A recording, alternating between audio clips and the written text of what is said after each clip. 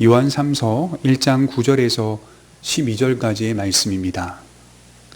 요한 3서 1장 9절에서 12절까지의 말씀입니다. 신약성경 396페이지에 있습니다. 제가 봉독해 올리겠습니다.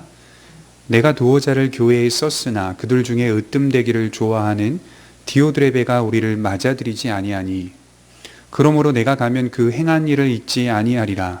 그가 악한 말로 우리를 비방하고도 오히려 부족하여 형제들을 맞아들이지도 아니하고 맞아들이고자 하는 자를 금하여 교회에서 내쫓는도다. 사랑하는 자여, 악한 것을 본받지 말고 선한 것을 본받으라.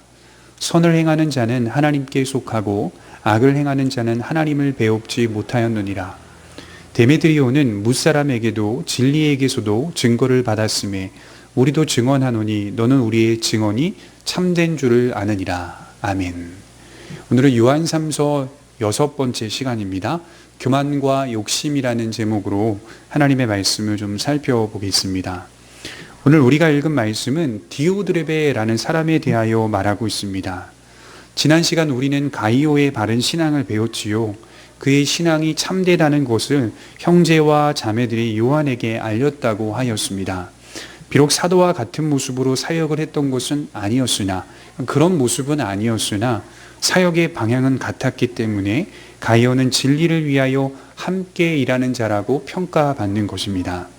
사역의 방식은 다르지만 사역의 방향은 같기 때문에 진리를 위하여 함께 일하는 것입니다.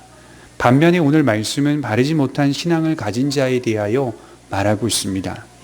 디오드레베는 바르지 못한 신앙을 가진 자의 전형적인 모습입니다. 디오드레베라는 사람의 이름의 뜻은 뭘까요? 양육받다라는 이름의 뜻을 가진 자였으나 진리를 통하여 양육받을 의사가 전혀 없었던 사람이었습니다.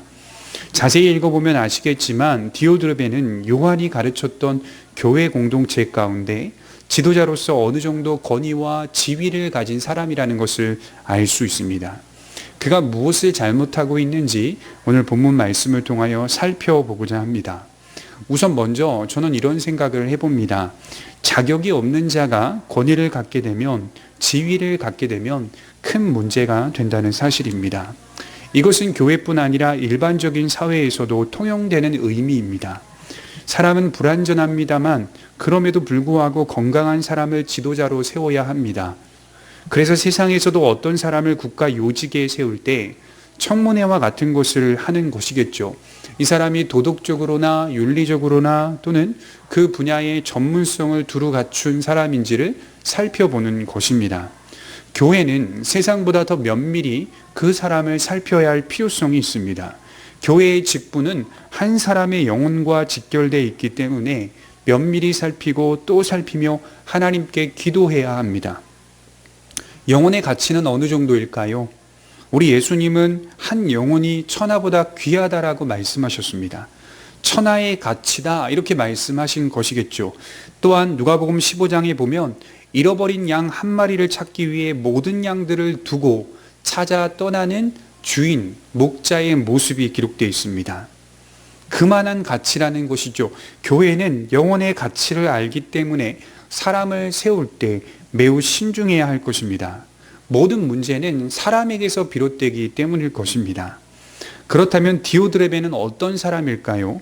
9절에 요한은 교회 공동체에 두어자를 적어서 교회에 썼다, 기록했다, 편지를 보냈다라고 말하고 있죠. 요한이 쓴 서신을 무시하였다라고 기록하고 있습니다. 사도 요한의 권위를 인정하지 않았고 그 편지를 하찮게 여겼다는 뜻입니다. 그는 사도의 권위를 인정하지 않은 사람이요 가르침을 받으려 하지 않은 사람인 것이죠.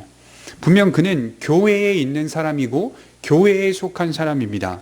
그럼에도 불구하고 주께서 세우신 사도들과 그들이 전한 주님의 말씀을 하찮게 여긴 사람인 것이죠.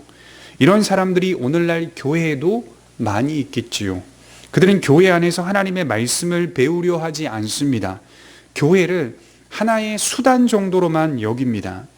참 서글픈 이야기가 오래전에 제게 들려서 기억이 납니다만 서울에 가면 전 세계에서 가장 큰 교회가 여의도에 있습니다. 신자들이 늘어나요. 물론 복음을 영접하여 등록하는 사람들이 있을 것입니다만, 그런데 그 중에는 자신의 사업의 유익을 위해 교회를 등록하는 사람이 있다고 합니다. 그 교회를 가면 사업체 전단지가 로비에 비치되어 있다고 해요. 어느 성도가 어떤 사업체를 운영하는지 아주 자세히 전화번호까지, 홈페이지까지, 주소까지, 이름까지, 직분까지 자세히 기록되어 있다고 합니다. 이 책으로 비치되어 있는 것이죠. 물론 좋은 일입니다. 성도끼리 교제하며 서로 돕고 유익을 끼치는 일 당연히 교회가 해야 합니다. 그런데 믿음에는 관심이 없고 오직 자신의 사업만을 위해 교회를 수단으로 여기는 사람들이 있다는 것입니다. 참 안타까운 일이겠죠. 우리는 충분히 여러 사업체를 운영하는 성도들에게 돈을 주고 일을 맡길 수 있습니다. 그렇게 서로 돕고 섬겨야 합니다. 그런데 거기에는 한 복음이 있습니다. 하나의 신앙 고백이 있습니다. 하나의 믿음이 있습니다. 하나의 성령이 있습니다. 거기에는 주를 믿는 믿음이 먼저 우선돼야 합니다. 오직 사업의 성공만 있다면 그는 지금 교회를 물질을 버는 통로로만 여기고 있는 것이에요. 홍보수단인 거겠죠. 안타까운 일입니다. 디오드레베는 이와 같은 자였어요. 그는 복음에는 관심이 없었습니다. 사도들의 수고와 헌신을 통하여 세워진 교회의 피와 땀에는 관심이 없습니다. 주님의 몸된 교회여 머리 되심에는 관심이 없습니다. 한 몸으로 이루어진 형제와 자매들에게는 관심이 없습니다. 이것이 그를 나타내는 정체성이다, 이렇게 말할 수 있어요. 10절에 보면 그러므로 내가 가면 그 행한 일을 잊지 아니하리라. 그가 악한 말로 우리를 비방하고도 오히려 부족하여 형제들을 맞아들이지도 아니하고 맞아들이고자 하는 자를 금하여 교회에서 내쫓는도다. 그가 한 일이 아주 구체적으로 기록되어 있죠. 그가 악한 말로 우리를 비방하고 오히려 부족하여 형제들을 맞아들이지도 아니하고 맞아들이고자 하는 자를 금하여 교회에서 내쫓는 일을 하였다. 세 가지의 잘못이 기록되어 있죠. 사도들을 비방하는 일에 앞장선 사람입니다. 사도 바울도 교회 안에서 수많은 비방을 받았잖아요. 바울의 사도직에 대하여 의심을 품은 자도 있었고 바울의 헌신에 대하여 의심을 품은 사람도 있었으며 바울의 가르침도 옳지 않다고 비방하는 사람도 있었습니다. 요한도 이와 같은 일을 겪고 있는 것이죠. 이런 사람들은 교회 역사 속에 항상 있어 왔다는 것입니다. 주께서 세우신 사역자들에 대한 권위를 존중하지 않는 사람들입니다. 사역자들에 대하여 하나님의 말씀을 전하는 자로, 맡은 자로, 그리고 그것을 통하여 교회를 치리하는 자로 세움을 입었다는 사실에 인정하지 않는 사람, 도무지 인정하지 않는 사람들인 것이죠. 더 큰 특징이 있습니다. 거기서 멈추지 않고 무언가 부족하여 더 악한 일을 벌인다는 사실입니다. 디오드레베, 그는 오히려 부족하여 교회 안에 있는 형제들을 맞아들이지 않았다고 합니다. 두 가지 의미일 것이에요. 하나는 소속된 성도들과의 교제와 나눔, 사랑, 헌신들을 하찮게 여겼다는 뜻이겠고, 또 하나는 요한이 천거한 추천한 여러 사역자들을 기쁘게 받아들이지 않았다는 뜻입니다. 더 나아가 본인이 싫다면 본인이 안 하면 되는 것인데요, 바르게 하는 사람들의 신앙조차도 금지시켰다. 적극적이죠. 교회에서 내쫓았다, 이렇게 표현하고 있습니다. 이 말이 현재 시제로 기록되어 있는데 이것은 계속적인 행위를 나타낸다고 합니다. 다시 말해 지속적으로 하나님의 일에 회방하였다, 이런 뜻이겠죠. 깨달으면 좋은데 깨닫기는커녕 지속적으로 악한 일을 도모하였습니다. 가장 악한 일은 복음의 사역들, 복음의 사역자들, 믿음의 형제들을 교회에서 내쫓았다, 이렇게 표현하고 있어요. 어느 정도의 지위와 권한이 있었던 사람임은 분명히 틀림없어요. 옳지 않은 한 사람이 얼마나 많은 영향을 끼치고 있는지 우리는 보고 있습니다. 왜 그는 이러한 짓을 벌이고 있을까요? 그 해답이 9절에 아주 정확하게 기록되어 있습니다. 9절입니다. 내가 두어 자를 교회에 썼으나 그들 중에 으뜸되기를 좋아하는 디오드레베가, 그는 으뜸되기를 좋아하는 자였다. 그의 정체성이죠. 다시 말해 그는 교만한 자요, 욕심이 많은 자였습니다. 다른 영향을 받아서가 아니라 그 자신이 자신의 정체성을 드러내 주는데 그는 교만하였고 그는 욕심이 많았다. 교만과 욕심은 짝을 이루는 거거든요. 그래서 성경 창세기부터 요한계시록까지 자주 나오는 대표적인 죄악이 교만과 욕심입니다. 교만과 욕심은 하나님을 두려워하지 않게 만듭니다. 물론 시간이 지나고 나면 후회하고 깨닫게 되어 더 큰 두려움을 갖게 되지만 교만과 욕심은 당장에 눈을 멀게 하고 귀를 어둡게 합니다. 선악과를 따먹은 아담과 하와를 보십시오. 그들은 교만과 욕심 때문이었습니다. 그들은 하나님의 소리가 들리지 않았고 뱀의 소리가 들렸습니다. 뱀이 유혹하였으나 그것은 그들이 원했던 일입니다. 억지로 한 게 아니에요. 그들이 좋아했던 일이에요. 그러나 여러분, 이러한 성향은 아담과 하와에게만 있는 것이 아니라 우리 모두에게 있는 성향입니다. 그래서 우리는 항상 깨어 조심해야 한다고 성경은 말합니다. 예수님께서 친히 뽑으신 제자들 가운데 야고보와 요한이 있죠. 그들은 제자 중에 수제자였습니다. 언제나 주님 곁에 가까이 있었던, 붙어 다녔던 제자였어요. 주님이 십자가의 영광을 가르칠 때 그들은 주님께 찾아와 간청합니다. 마가복음 10장 35절에 주님의 영광이 임할 때 자신들을 우편과 좌편에 앉게 해달라고 부탁합니다. 그들에게도 으뜸이 되고자 하는 마음이 있었던 겁니다. 마태복음 20장 20절에 보면 야고보와 요한의 어머니가 예수님께 간청하는 장면도 나옵니다. 자신의 아들들을 영광 가운데 하나는 좌편에 하나는 우편에 앉게 해달라 간청하죠. 이 또한 어미로서 자식들이 으뜸이 되었으면 하는 마음이 있었던 거예요. 성경에 나타난 역사를 모두 보십시오. 모두가 하나같이 으뜸이 되고자 하는 역사입니다. 압살롬이 아버지 다윗을 죽이려고 합니다. 왕자를 빼앗았어요. 왜 그랬습니까? 으뜸이 되고자 하는 마음 때문이었어요. 교만과 욕심 때문입니다. 이 마음이 누구에게나 있다는 사실을 기억해야 합니다. 사단은 교묘하게 우리를 미혹합니다. 으뜸되기를 좋아하는 우리의 마음을 건드립니다. 주님이 광야에서 3가지 시험을 받을 때 그 핵심은 으뜸이었어요. 가장 강한 자, 가장 많이 가진 자가 되라는 거예요. 그러나 우리 주님은 하나님의 말씀으로 물리치셨습니다.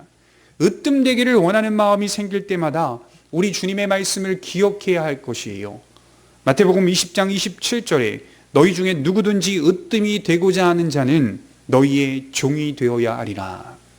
인자가 온 것은 섬김을 받으려 함이 아니라 도리어 섬기려 하고 자기 목숨을 많은 사람들의 대속물로 주려 함이니라. 여러분, 으뜸이 되고자 하십니까? 가장 높은 위치에 올라서고자 하십니까? 그러면 종이 되어야 합니다. 섬기는 자가 되어야 합니다. 이것이 교회의 원리요, 교회의 방식입니다. 디오드레베는 본능에 충실했던 사람이에요. 그러나 믿는 자는 악한 본능에 충실하지 않아요.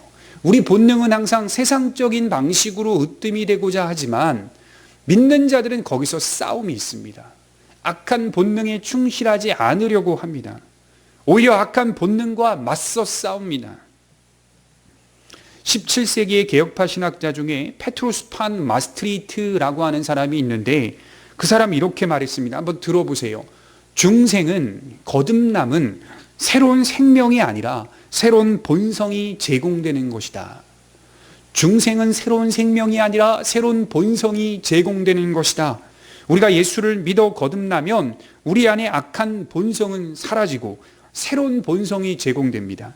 그래서 우리 안에 존재하는 악한 모습들, 예를 들어 교만과 욕심, 이런 모습들은 성령을 통하여, 말씀을 통하여 부딪히게 되고요.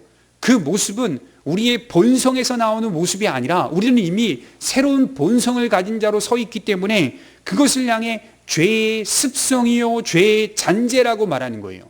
그래서 우리 안에 있는 교만과 욕심이 디오드레베 안에 있는 교만과 욕심과는 질적으로 다른 것입니다. 디오드레베의 정체성은 예수 그리스도 안에서 거듭나지 못한 사람의 전형적인 특징인 것이죠. 그러나 우리가 가지고 있는 것은 닮은 모습이 보일 수도 있지만 그럼에도 불구하고 새로운 본성을 가진 자로 서 있기에 우리는 그것을 죄의 잔재요, 죄의 습성이라고 이해해야 할 필요성이 있습니다. 그래서 우리는 하나님의 나라가는 그날까지 계속 이런 죄의 잔재와 죄의 불씨와 죄의 영향을 받게 되는 것이죠. 그럼에도 불구하고 성령을 통하여 말씀으로 부딪히게 되고 이길 수 있는 힘이 제공되어 있는 것입니다. 우리 안에는 악한 본성이 있는 게 아니에요. 죄의 잔재, 죄의 습성이 남아있다라고 말하는 거예요. 그것이 우리에게 지속적으로 영향을 주는 겁니다. 그러나 우리 안에는 새로운 본성이 주어졌습니다. 능히 싸워 이길 수 있는 본성이 주어진 겁니다.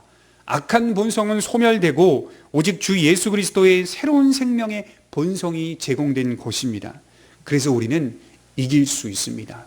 우리가 믿음 안에 깨어 날마다 주를 의지하며 설 때 우리는 그런 본성과 싸워 마주하여 이길 수 있는 힘을 경험하게 되는 것입니다. 기도하도록 하겠습니다. 사랑과 은혜가 충만하신 하나님 아버지, 디오드레베와 같은 믿음이 되지 않게 하옵소서. 양육을 받아야 할 사람이 양육받기는커녕 오히려 으뜸이 되고자 하는, 교회의 우두머리가 되고자 하는 이상한 모습으로 신앙을 나타내고 있는 것을 발견하게 됩니다. 하나님 아버지, 우리 안에도 혹여나 디오드레베를 닮은 그러한 모습들이 발견된다면 성령을 의지하여 말씀을 통하여 물리치고 또 날마다 그리스도께서 종이 되신 것처럼 우리도 섬기는 자로 삶을 살아갈 수 있도록 힘을 더하여 주옵소서.